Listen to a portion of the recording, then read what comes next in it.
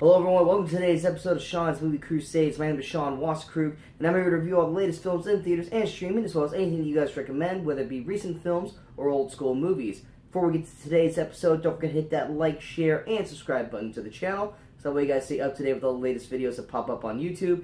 And also don't forget to follow us on all our social media outlets you see below.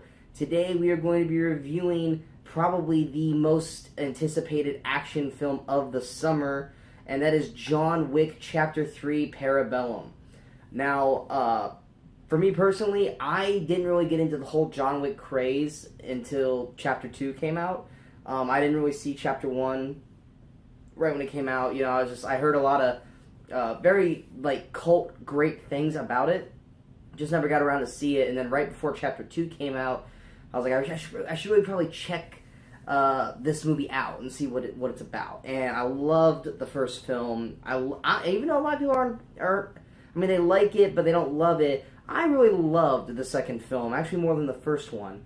And so going into this third one, there's a lot of questions to be decided on whether or not this was going to be the end of the trilogy for John Wick.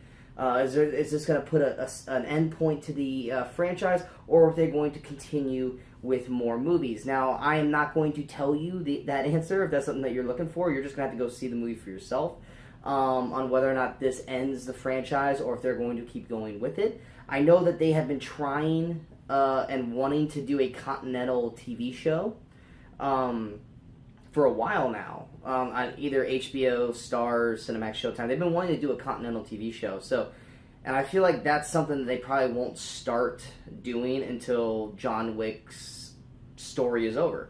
Whether that be at the end of this movie or whether that be somewhere in the future.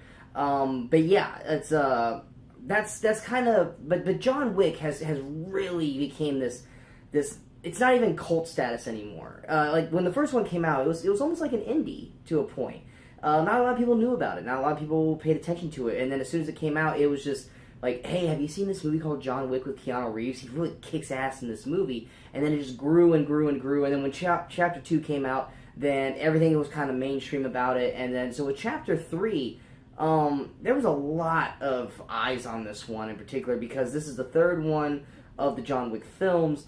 And these movies are incredibly well done. Now, albeit it's not the best acted, and there's not much in terms of an actual story, but the phenomenal thing about the John Wick films are obviously the violent action and the phenomenal fighting choreography, and knowing that Keanu Reeves does a lot of his own, not necessarily stunts, but his fighting choreography. Keanu Reeves does a ton of work for these films, and he loves doing these films, and you can see that in his work as he's doing these movies. It's something that I feel has revived Keanu's career after The Matrix ended, and definitely something that he looks forward to, kind of like how Tom Cruise always looks forward to his Mission Impossible films. So John Wick 3 definitely had a lot of eyes on it, and yeah, let's see how it was.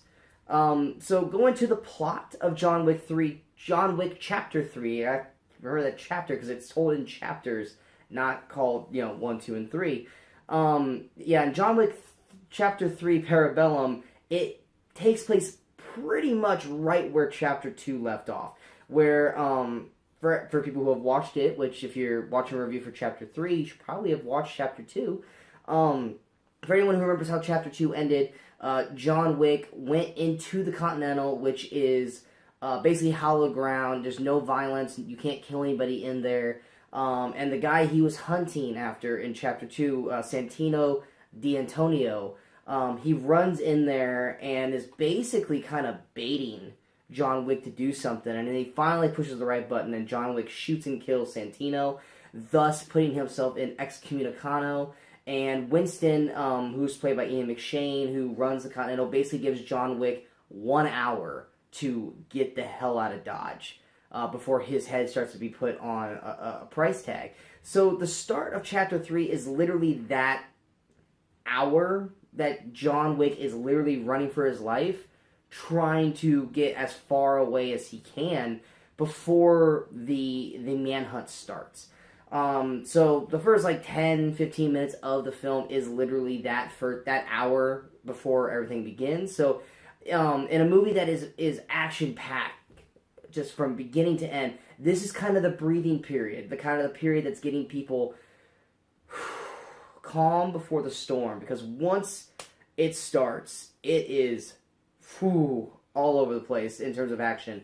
But yeah, and so the plot basically is John Wick trying to survive with every assassin in the world coming after him. Because as soon as it hits 6 p.m. For John, there's a $14 million price on his head. And every assassin is getting the text message telling them that John Wick is on the market to be murdered. And it basically becomes John Wick versus everyone. And that's basically the movie without going too more further into details. But yeah, so that's kind of the plot. It's a very, very simple plot. And that's something with the John Wick films that you'll find. The plot is very simplistic. It doesn't do anything to try and confuse people. It is very bare bones in the sense. But like I said, this is not a movie that you go into for this phenomenal story. You go into it for this, basically almost like this video game kind of world with phenomenal action and choreography and just watching Keanu just wreck shop the whole time. So, like I said, that's basically the plot. Not a whole lot of plot there. What works for John Wick? I mean, without question, it's the same thing that works in all the movies. The action, the violence, the choreography of the fight scenes are freaking amazing in this film.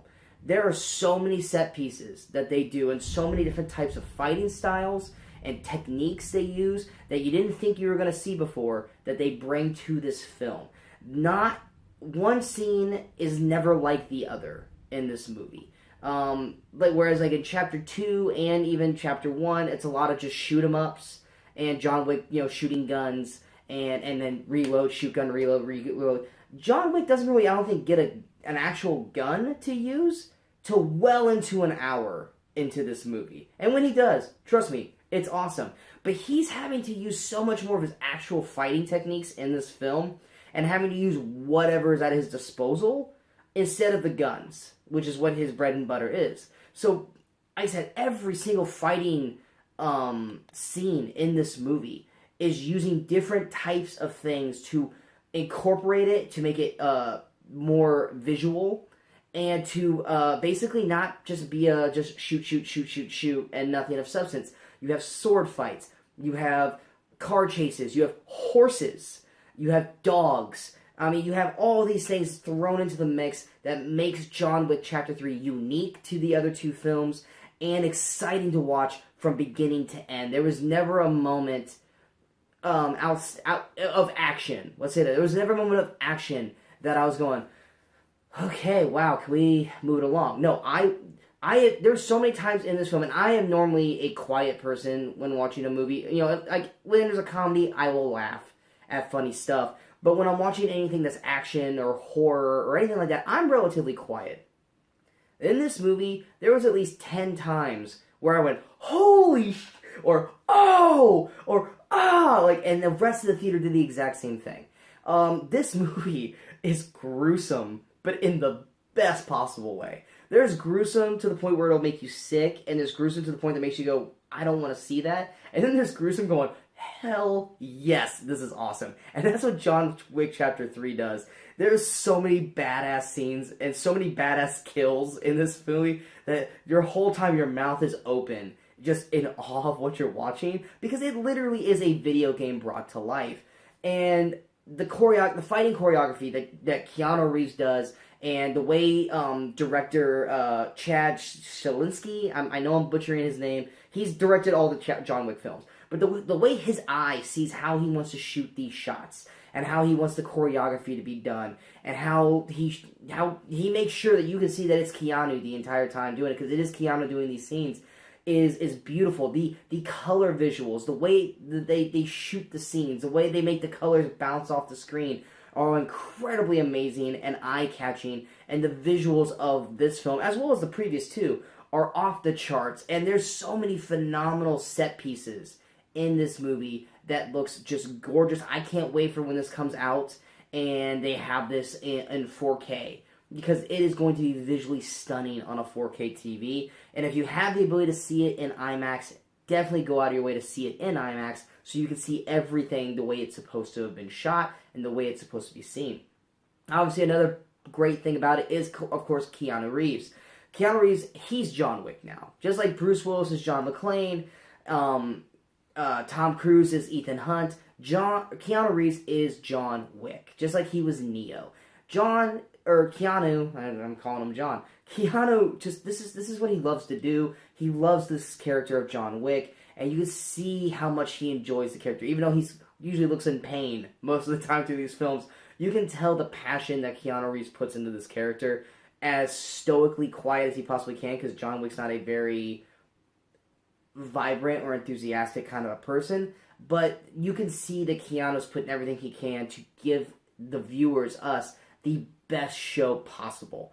Like a performer, like someone like a professional wrestler who goes out there to put on the best show possible for everybody to ooh and ah and just be on the edge of your seat the whole way through. Keanu Reeves does that in this film. Of course, you have some of the same standout performers from the previous films. You got Ian McShane as Winston. Lawrence Fishburne returns as the Bowery King. You got Lance Reddick, who plays Charon. Basically, he works at the Continental. And if you've seen the John Wick films, you know who he is. And then, of course, we got new people in this film. Halle Berry does a great job in this film and shows that she can still kick ass. And her dogs, holy shit, the dogs in this movie. Where a franchise, where a movie literally begins with the death of a puppy to where we're at now, where the dogs are now a part of the battle, and the scenes that these dogs are in are insane, painful, insane, incredible, and the dogs deserve a huge standout, because these dogs in this film are amazing. And the scenes that they shoot with these dogs are just incredible. It's probably the highlight, if not one of the highlights in the film, are watching what these dogs do. And these dogs wreck shop. And they are a sight to be seen.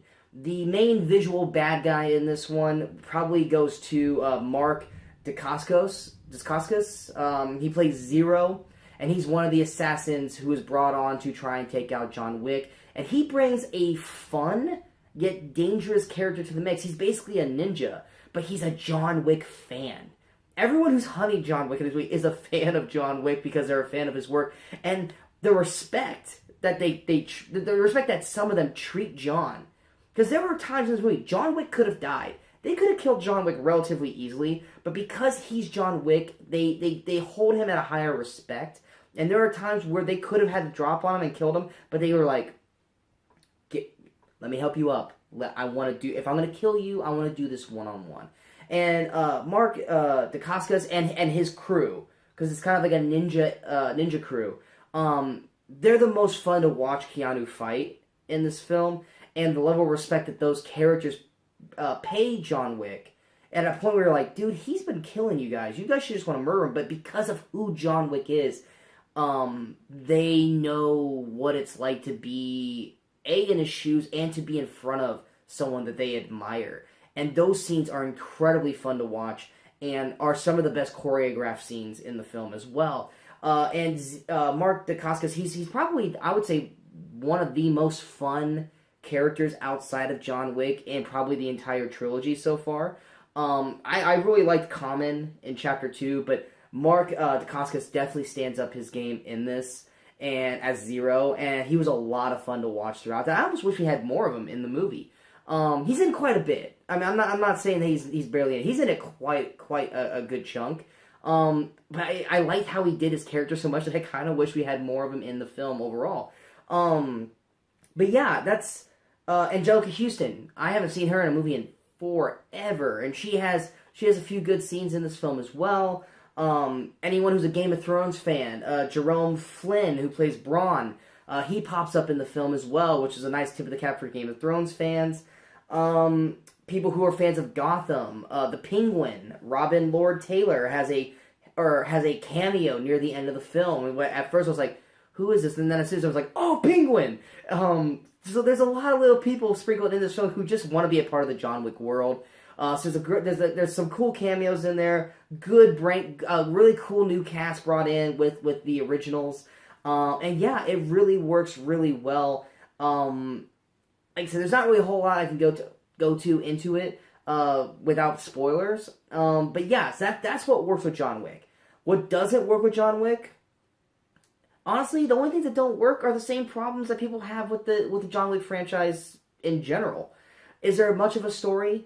No. Is there much of a plot? No. Are we going to be watching for great actor performances? No. Not to say that there's any bad performances, personally. It's just that they're not really given a whole lot to do. Everyone kind of delivers their lines, for the most part, relatively dry. Especially one character who I'm going to get into, who's probably would be my weak point of the movie. But yeah, so I mean, this is not going to break the mold for a well-established active film. This movie is all about the action, it's all about the violence, it's all about the choreography, and the acting is the fourth step of that. So if you're going into this movie expecting to see like an Oscar-worthy performance, you're not going to get that. And also, you're at the wrong film. So that's not a negative at all, because going into this movie, you should have already known by now, being at the third film, what movie you're going into. So it's not a negative, but I can see people who are going to attack that as they're like, well, there wasn't much of a story. The story is that it's John Wick being hunted by a worldwide assassin group, and him constantly having to go through levels and levels of bosses like a video game.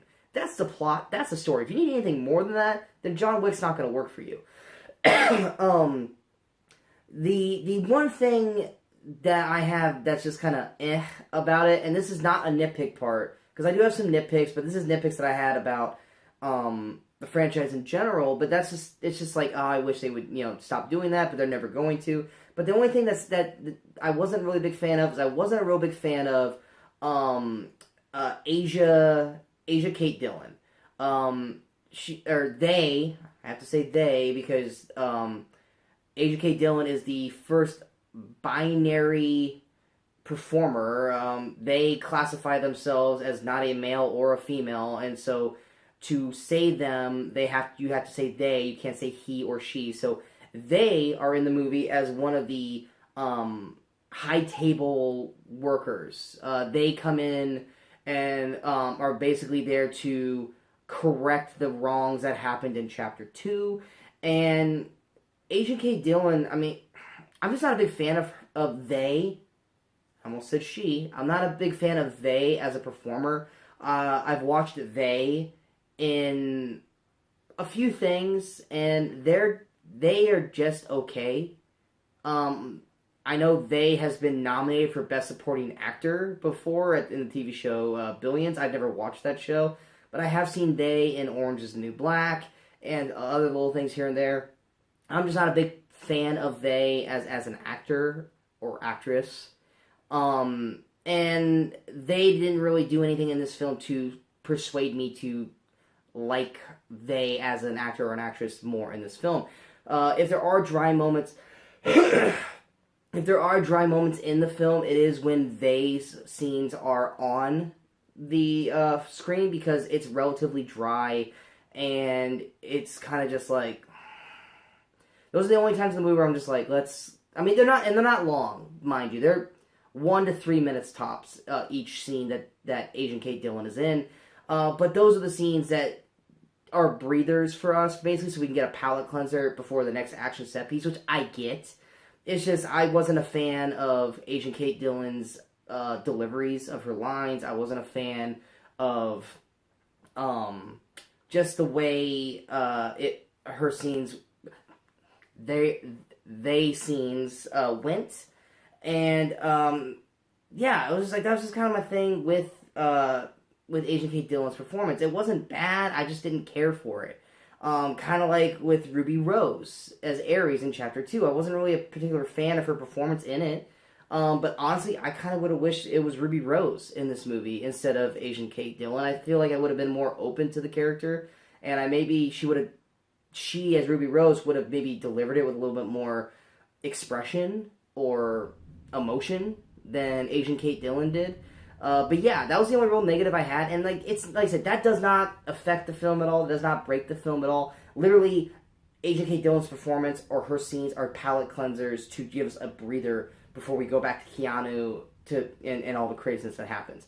The only other nitpicks I've got, and this is nitpicks of the franchise, and like I said, it's not, like I said, this happens in all the films, so it's not anything in this film in particular, but obviously, you got, like in Chapter 2, the end of Chapter 2, the big thing that everyone knocked on is everyone in this movie an assassin, because everyone stops at the end and looks at John Wick, like, literally everyone in the park is a freaking assassin, and that kind of happens still in this one, not as bad, mind you. But the other particular nitpick is that John Wick literally kills people and shoots his gun in the middle of a crowded place. And it's not like with a silencer like in Chapter 2 where he could get away with it. Like, he's shooting a loud barrel gun within 10 feet of people walking by, and the people are giving no reactions to what's going on. He literally kills someone literally in the middle of a crowd and throws him to the ground, and this dead body's just laying there, and people are just walking by it. Like, it's trash on the road. And that part, I'm just like, really? Like, the best way I could describe it, and even I've said it, this is like a real-life video game.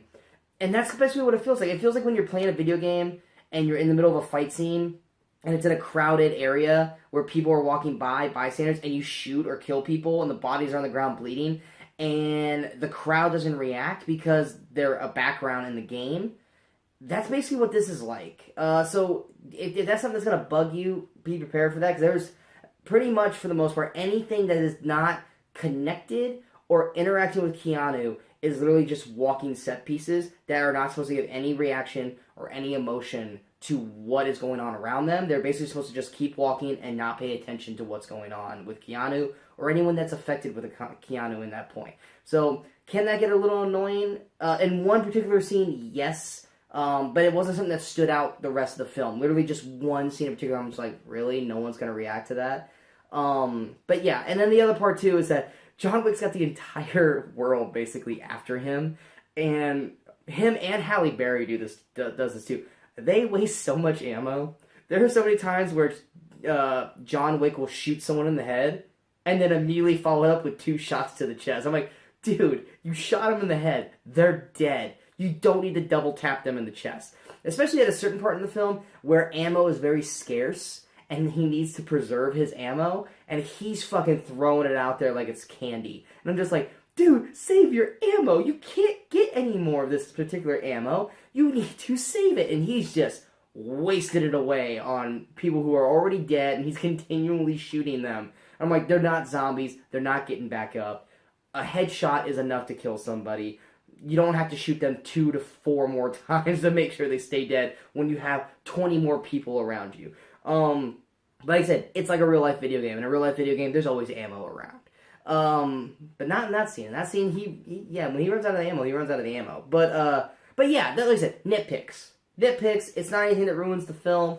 If you've seen the first 2 John Wicks, that's to be expected in John Wick 3. But yeah, so overall, I love John Wick 3, or John Wick Chapter 3 Parabellum. I thought it was so much fun. I haven't had as much fun in the theater watching action this year outside of Avengers Endgame up until this point. Is there much of a story? No. Is there any great action performances? No. But damn, this movie is so much fun. The action set pieces, the fighting choreography, the violence, everything in this film is top notch. It's 10 out of 10 when it goes to all those things. And I cannot recommend John Wick Chapter 3 Parabellum enough. Obviously, you want to watch... Do you need to watch Chapter 1 and Chapter 2 to understand the story? No, not necessarily. Because they kind of explain everything. But anyone who's going to go into John Wick Chapter 3 Parabellum without watching the first 2, I strongly recommend against that. Because I feel like you're not going to fully love these characters that we've had for 3 films without seeing them be built up to where they are in this movie. So if you haven't seen the first 2 John Wicks, go out of your way to see them before you go see John Wick Chapter 3 Parabellum. Or if you haven't revisited the John Wicks in a while, just for fun, go back and rewatch them. They're not long movies. Before you go and see John Wick Chapter 3. So yeah, huge thumbs up. Could not recommend this film enough. It is one of the most fun experiences I've had in the theater so far this year. And because of that, going into the top 10 films of 2019 so far, John Wick Chapter 3 comes in at the number 2 spot. So Avengers Endgame still stays at number 1. Like I said, don't know when or if anyone can take that number 1 spot. But John Wick Chapter 3 comes in right at number 2, knocking Us, who's been at the number 2 slot for quite a long time, down to number 3, followed by Long Shot, with Shazam at number 5, Detective Pikachu at number 6, Fighting With My Family at number 7, How to Train Your Dragon 3 The Hidden World at number 8, The Lego Movie 2 The Second Part at number 9, and Happy Death Day to You finishing out the top 10 with The Upside dropping out of the top 10 this week. So yeah, that's basically it. Next week, we've got, God help me, we got Aladdin. And anyone who's been watching my channel and watching like the most anticipated films of 2019 that came out right before, or came out at the first of the year, you guys know my thought process on Aladdin. I have zero expectations going into this movie. I'm not a fan of the director at all. Everything that I've seen so far has not really made me feel confident with the film overall. I would love to be wrong. I would love to go into that next week and be shocked and have it be amazing. I would love to come back here next week and review this movie for you guys and basically be, oh my god, I'm glad I was so wrong. Aladdin was amazing. Do I see that happening? No. But yeah, so next week we got Aladdin, and then we also got a unique film.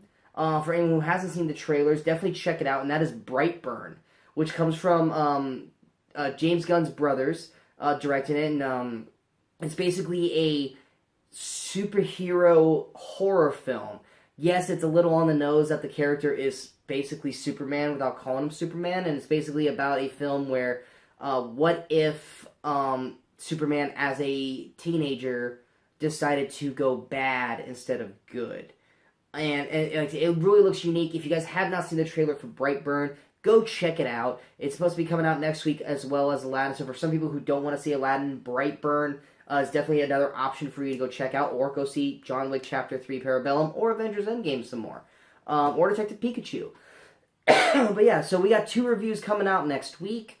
I'm also going to be working on coming up with another guest show where I bring some people on and we'll figure out what we're going to discuss at that time. So be on the lookout for that. But yeah, most importantly, if you guys feel like this review was worth sharing, go and hit that like button. If you guys feel like this review is worth, I said sharing already, go and hit that share button. Don't forget to hit that like button. And most importantly, don't forget to hit that subscribe button to the channel. So that way you guys stay up to date with the latest information and videos that pop up on Sean's Movie Crusades. And like I said, don't forget to follow us on all social media LSPC before. And until next time, good morning, good afternoon, and good night, Movie Crusaders.